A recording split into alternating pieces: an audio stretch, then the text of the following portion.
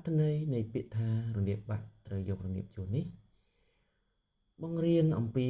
គោលការណ៍នៃការសម្របសម្រួលការជួសជុលឬក៏ការប្រើប្រាស់នូវធនធានដែលនៅសល់ឲ្យមានប្រសិទ្ធភាព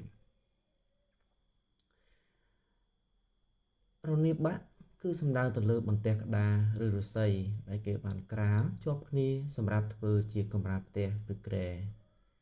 រនាបបាក់មានន័យថាបន្ទះរនាបណាមួយខូចឬបាក់ប្រើឡើងកើតយករនាបជួសមានន័យថាมันចាំបាច់ទៅរកទិញឈើថ្មីថ្លៃមកពីខាងក្រៅទេប៉ុន្តែត្រូវទៅរករនាបកន្លែងផ្សេងដែលមិនសូវសំខាន់ឬក៏មិនសូវប្រើ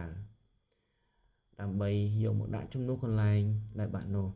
ជាកន្លែងដែលសំខាន់បើយើងនិយាយអំពីន័យ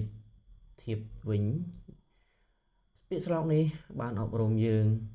ជាច្រើននៅក្នុងការដោះស្រាយនៅបញ្ហាជាក់ស្ដែងពេលជួបបញ្ហាខូចខាតមិនចាំបាច់ភ័យស្លន់ស្លោ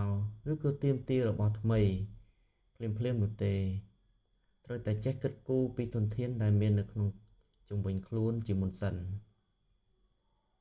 ការអប់រំទី2ការប្រើប្រាស់ធនធានប្រកបដោយប្រសិទ្ធភាព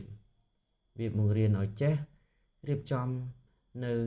ដំណោះស្រាយជាអាទិភាពត្រូវយកធនធានដែលមានឬក៏រនាបចាស់ទៅដាក់នៅកន្លែងសំខាន់និងបន្ទាន់បំផុតការអប់រំទី3បានបង្រៀនយើងអំពីភាពប៉ិនប្រសប់លើកទឹកចិត្តឲ្យចេះច្នៃប្រឌិតនិងជួសជុលដោយខ្លួនឯងដោយមិនពឹងផ្អែកទៅលើអ្នកដទៃឬក៏សម្ភារៈថ្មីរហូតនោះឡើយសរុបសេចក្តីមកសុភាសិតដែលមានចំណងជើងថារនាបបាក់ត្រូវយករនាបជួសមានន័យថានៅពេលដែលផ្នែកសំខាន់ណាមួយខូចឬបាត់បង់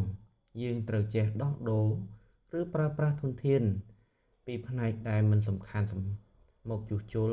កន្លែងដែលខ្វះកន្លែងដែលបាក់នោះវិញសិនដើម្បីបន្តដំណើរទៅមុខទៀតឬក៏ស្វែងរកដំណោះស្រាយផ្សេងជាបន្តបន្ទាប់បាទតើលោកស្រីប្រិយមិត្តអ្នកស្ដាប់យល់យ៉ាងណាដែរចំពោះការបកស្រាយអំពីប្រធានបទមួយដែលមានចំណងជើងថារនាបបាក់ត្រូវយករនាបជួសប្រសិនបើលោកស្រីមានគំនិតឬក៏មានយោបល់បន្ថែមក៏សូមអរគុណចំពោះគំនិតយោបល់ដើម្បីចូលរួមជាចំណេះដឹងអប់រំបន្តសម្រាប់អ្នកស្ដាប់ចំនួនក្រោយតទៅទៀតបាទសូមអរគុណជួបគ្នានៅសុភាសិតក្រោយទៀត